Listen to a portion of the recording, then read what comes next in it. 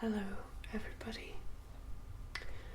Today I'm going to be telling you about the 5 archetypal traps that you can fall into in your life if you recognize yourself or somebody you know while listening to my explanations. You can go to my blog and check out the article I wrote about these 5 biggest traps, and that's where I discuss the problems in detail.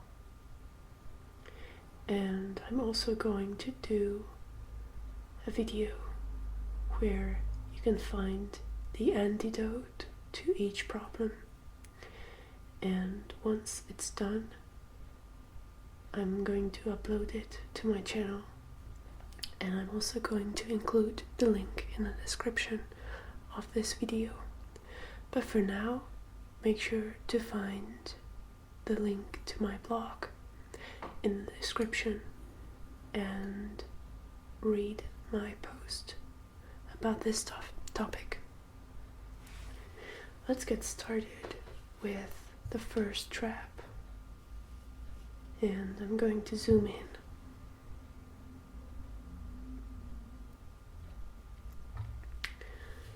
So, the first trap is procrastination, and I'm sure that many people can relate.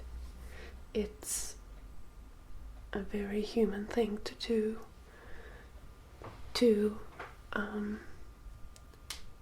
want to wait around for the perfect moment to do something. And this card, if you take a look, you can see that there's a person who's just kind of sitting on their laurels, not really making any progress, because they are waiting for the perfect moment to come. But it's never gonna come. In truth, nothing's ever perfectly aligned. Nothing's ever just ideal. If you want to do something, you gotta do it now. Otherwise, you're going to be trapped by this mindset of perfectionism, that everything needs to be immaculate. Everything needs to be perfect. All the conditions, all the circumstances, and even your state of mind needs to be perfect in order to do something or start something new. But deep down, it's a fear of failure. And you know that this ideal moment that you're waiting for is never going to come. There are some people who live their entire life in life's waiting room, waiting for Godot, waiting for something to happen, some cue to make them want to start something. But that's never gonna happen. It's never gonna come. If you wanna make a change, you need to make it yourself. So this is the first step, waiting for the perfect moment. Here's the second trap. It's the Emperor. It's when you want to control everything, every aspect of your life and the lives of those around you. And many mental illnesses, many sorts of mental disorders and mental problems can be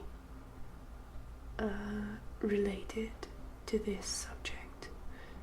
OCD, for example, or narcissistic personality disorder fits here very well. The emperor symbolizes somebody who only feels comfortable when they are sitting on their throne, when they are in full control of everything and everyone around them. It's basically a lack of trust in life. So it's a fear of the unknown and the fear of the unexpected. So people who structure their lives around strict rules and regulations and tradition and all that kind of stuff, they leave no room for spontaneity, for creativity, for joy even. So their lives are very dry, very controlled, restricted, and their desire to lead a normal life, their quest for normalcy, is never realized, because in truth, if you want to be rational or pragmatic, you sometimes just need to lose your mind.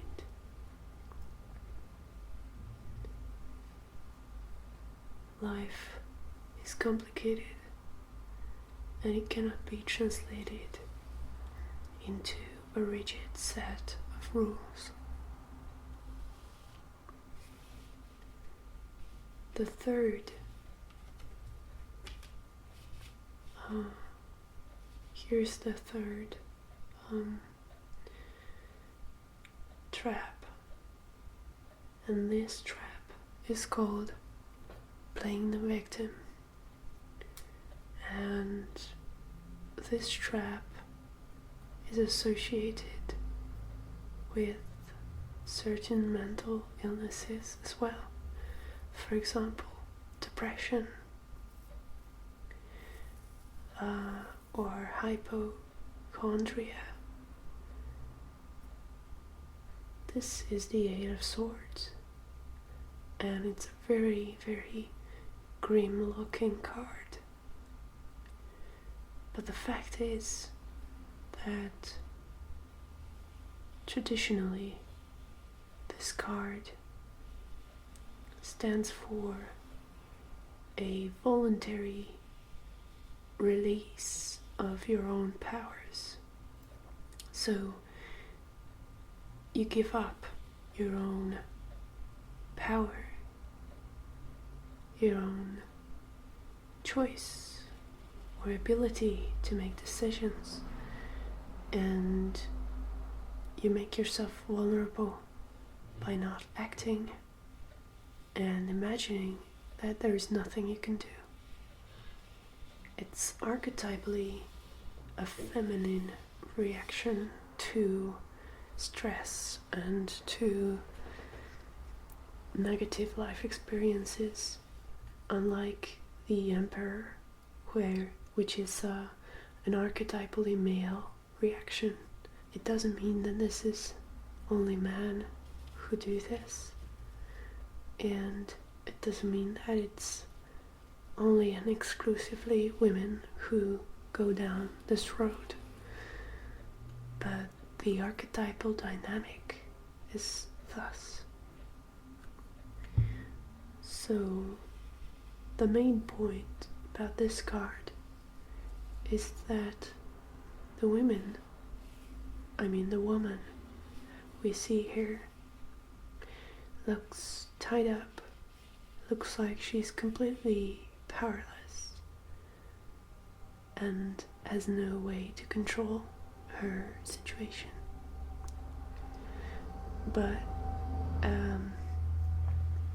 victimhood is her own choice, because she doesn't look so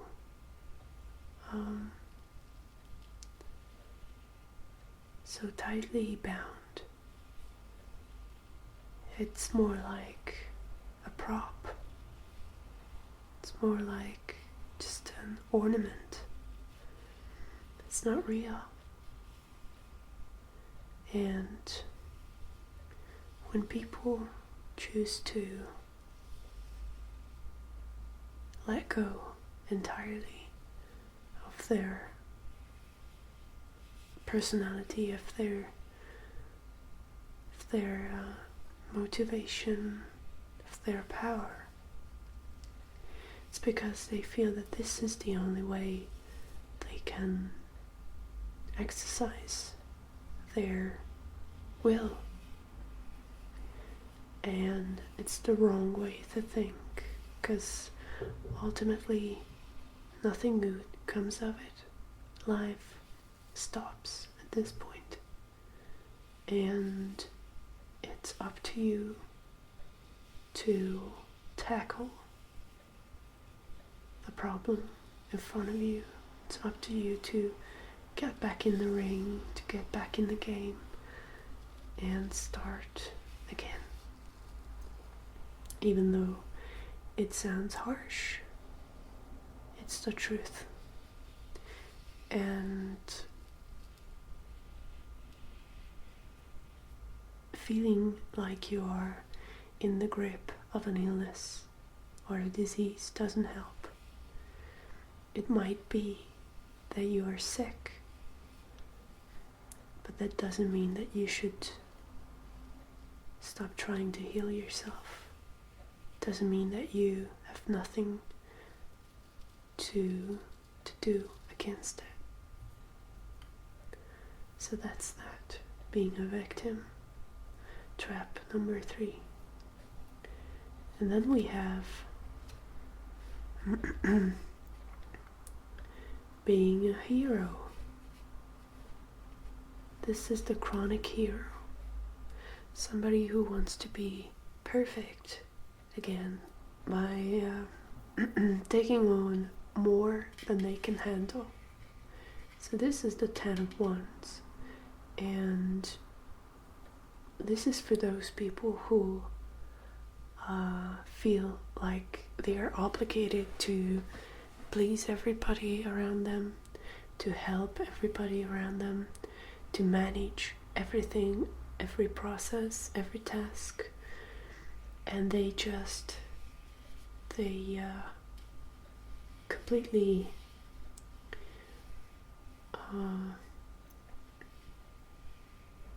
spread themselves thin.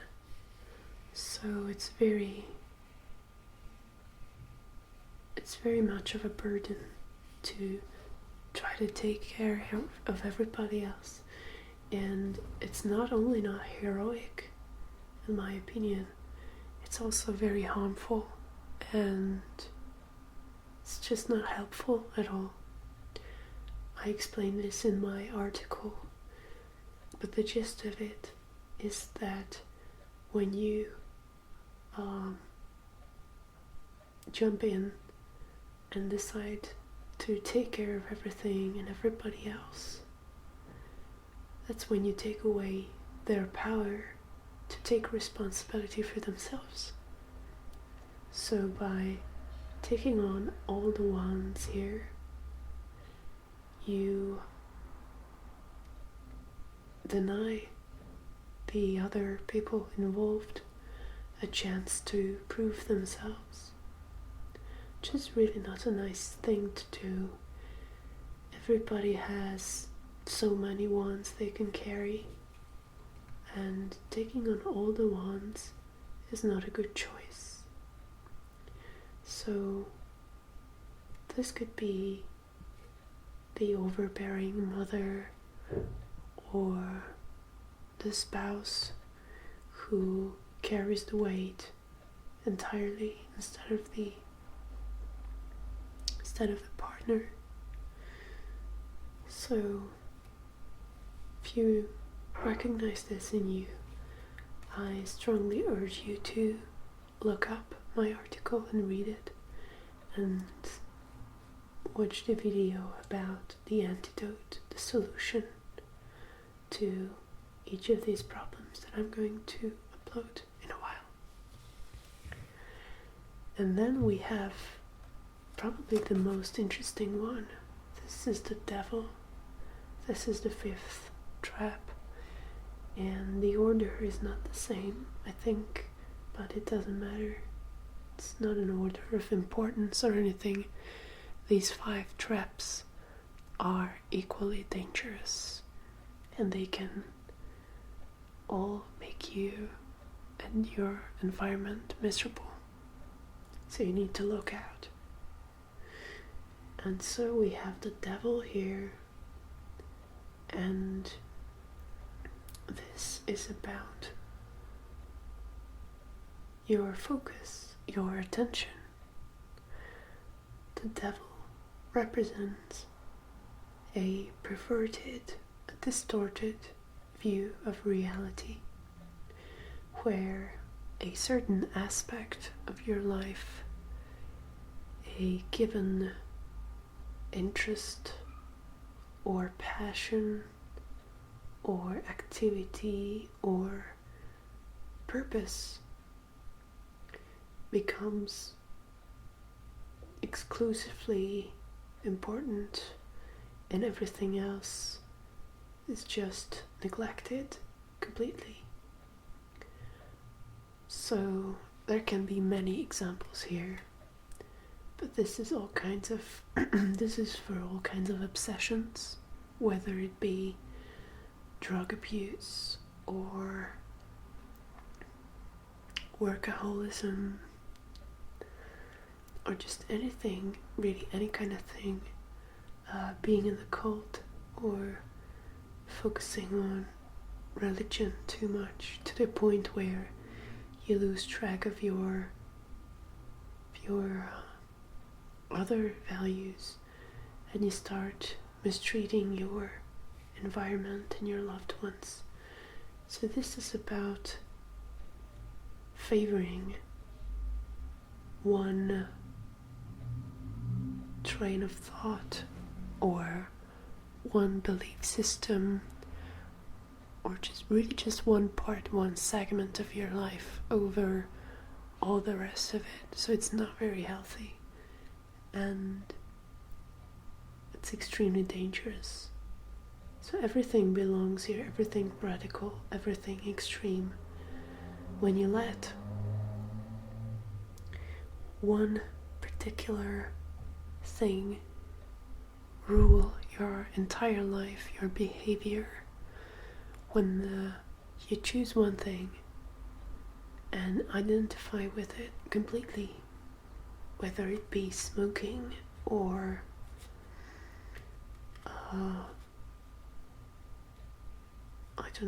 extreme religion, or collecting something even, if you allow it to control you, this is where the devil steps in, and this is where it's really problematic and it becomes a trap. And again, there are certain mental illnesses that can be attributed to this problem, to this trap. So for example,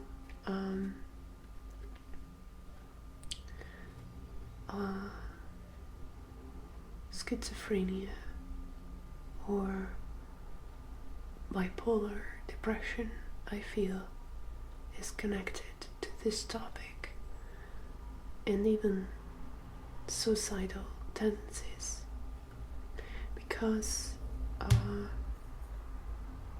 in these cases, especially in the case of wanting to commit suicide, the person who fell into the trap perceives only one thing, that only goal or that aspect of life to be real, and they are hyper focused on that goal or on that reality, and forget that the rest of the experience, the rest of their life is real. So whenever it happens, whenever you feel trapped by a single aspect of your being, it's when the devil kicks in, and when it dominates your whole life, that's when you know you have fallen into the trap. So this is the description of the traps, and I'm going to come back with the antidotes real soon. So I hope you guys will check it out too. Stay safe and enjoy your lives. Bye bye.